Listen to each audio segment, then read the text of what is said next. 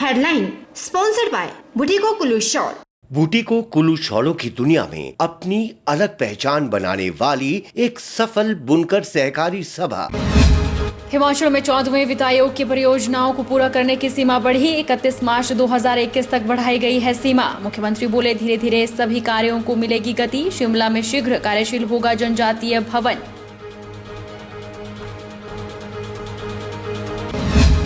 Lockdown में घोड़ा मालिकों को घोड़े पालने हुए मुश्किल। 2 महीने से काम नहीं होने से घोड़ा मालिक परेशान। जानवरों के लिए चारा पानी भी जुटाने में मुश्किलों का करना पड़ रहा सामना।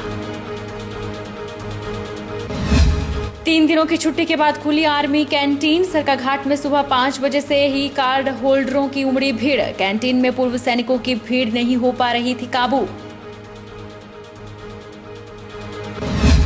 और अब मंडी के शहरी क्षेत्रों में भी 120 दिन का मिलेगा रोजगार। ग्रामीण क्षेत्रों में मनरेगा की तर्ज पर दिया जाएगा रोजगार। 1 जून से मुख्यमंत्री शहरी आजीविका गारंटी योजना होगी शुरू।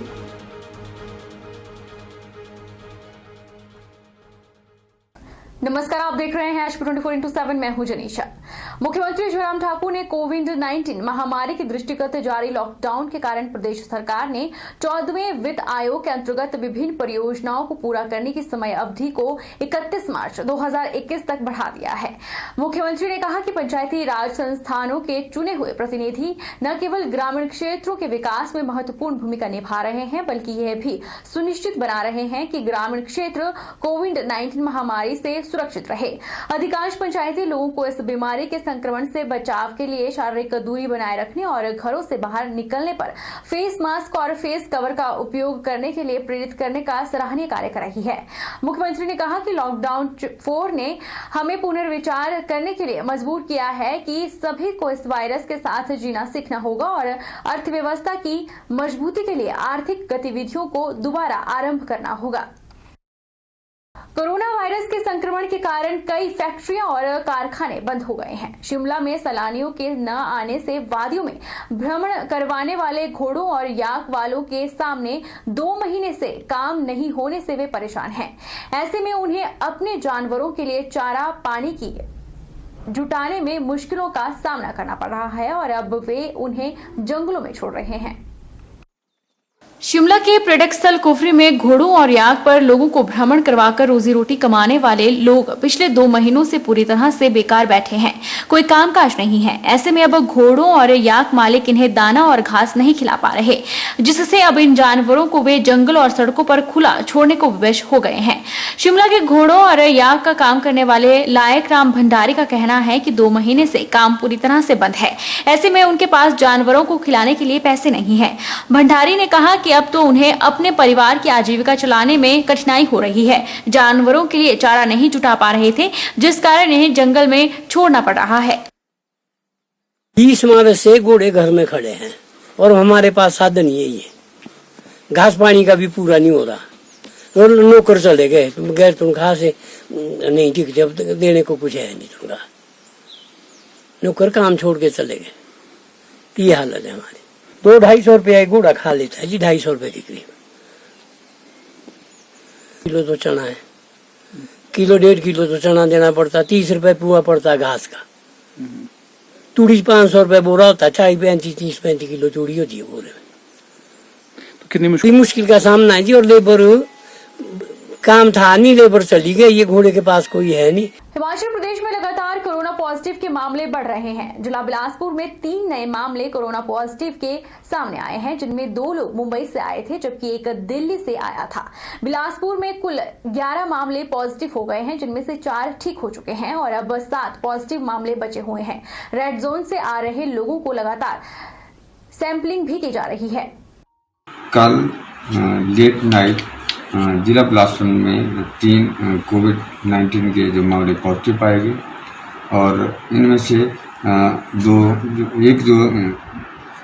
जो हर नवोदय विद्यालय कोठीपुरा में इंस्टीट्यूट क्वारंटीन किया होता और दूसरे वाला गवर्नमेंट प्राइमरी स्कूल जो ये था कोटलू ब्राह्मणा, वहाँ पे इसको इंस्टीट्यूट क्वारंटीन किया गया था। और एक बहुत पहले 10 तारीख को आ गया था, इसको ऑलरेडी होम क्वारंटीन किया गया था।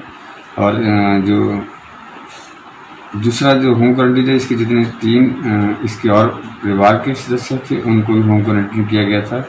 और जैसे इनकी रिपोर्ट पॉजिटिव आई, इनको 108 के माध्यम से पूरा प्रोटोकॉल फॉलो करते हुए शिवा आयुर्वेदिक कॉलेज चांदपुर, जो कि डेडिकेटेड कोविड केयर सेंटर है, वहाँ इनको भर्ती कराया गया। भंगरोटू क्वारंटाइन सेंटर को लेकर एडीएम मंडी श्रवण मांटा ने बताया कि क्वारंटाइन किए गए लोगों की मांग थी कि वे खुद खाना बनाएंगे या घर से मंगवाएंगे। हालांकि मंडी जिला में जितने भी क्वारंटाइन सेंटर हैं उन सब के लिए मेन्यू निर्धारित किया गया है।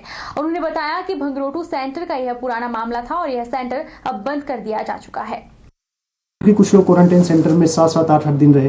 कईयों ने ये भी रिक्वेस्ट किया कि हम अपना खाना खुद भी बना सकते थे। तो भंगरोटू का एक ऐसा मामला हमारे पास यहाँ आया कि जिसमें एक वीडियो किसी कोई वायरल हुआ, जिन्होंने ये कहा कि हमें फैसिलिटी तो अच्छी नहीं, हम अपना खाना खुद बना रहे हैं और किसी के घर से खाना आ रहा है। तो ये उनकी एक रिक्वेस्ट थी। अदरवाइज़ मंडी ज़िला में हमने पूरा एक यूनिफॉर्म मेनू जो है, जितने भी हमारे क्वारंटाइन सेंटर है सबके लिए फिक्स कर रखा है। सभी एसडीएम्स को ये आदेश है कि उस मेनू को फॉलो करना है और किया जा रहा है। जहाँ लोग खुद रिक्वेस्ट करते हैं कि उन्हें कहीं घर से खाना आना है या कुछ और वो अपनी ओर से करना चाहते हैं, वहाँ हम उन्हें छूट देते हैं। तो भंगरोटू का भी एक ऐसा ही मामला था, पुराना मामला था। अब तो ये क्वारंटाइन सेंटर भी बंद हो चुका है और अब मैक्सिमम हमारे जो गाँव के क्वारंटाइन सेंटर्स है, पंचायतों के क्वारंटाइन सेंटर्स है, ये खाली हो रहे हैं और काफ़ी ज़्यादा संख्या में खाली भी हो चुके हैं। और आने वाले जितने भी अब लोग हैं वो हमने जो है सब डिवीजन हेडक्वार्टर्स में ही, होटल्स में इनको जो है क्वारंटाइन किया जा रहा है। सदर विधानसभा क्षेत्र के युवा नेता एवं प्रदेश महासचिव युवा कांग्रेस आशीष ठाकुर ने बिलासपुर जिला के स्वारघाट क्वारंटाइन सेंटर में हुई हंसराज की मौत के बाद पोस्टमार्टम रिपोर्ट और रेफरल पर्ची देखकर प्रदेश सरकार और स्वास्थ्य विभाग से मीडिया के माध्यम से कुछ सवाल किए हैं। वहीं आशीष ठाकुर ने बताया कि मुख्यमंत्री जयराम ठाकुर ने 5 दिन में मैजिस्ट्रियल जांच पूरी करने के आदेश जारी किए थे, पर आज दिन तक कोई जांच रिपोर्ट साझा नहीं की गई है। युवा नेता ने प्रदेश सरकार और जांच अधिकारी से मांग की है कि मामले की निष्पक्ष जांच हो और दोषियों को सख्त सजा मिले। विभाग ने जो बिलासपुर अस्पताल की आपातकालीन ओपीडी है उसे 1 घंटा वहां पर रखा, तो उस समय पर स्वास्थ्य विभाग की तरफ से उस बच्चे को किस तरह की चिकित्सीय सहायता स्वास्थ्य विभाग के द्वारा दी गई, इसके बारे में हमें जानकारी दें। मेरा दूसरा सवाल रहेगा कि जब हंसराज को आपातकालीन ओपीडी में रखा गया था, उसको पेशाब की नाली पाइप लगाई गई थी, फिर उसे 108 के माध्यम से बिलासपुर अस्पताल से आईजीएमसी शिमला रेफर कर दिया गया था।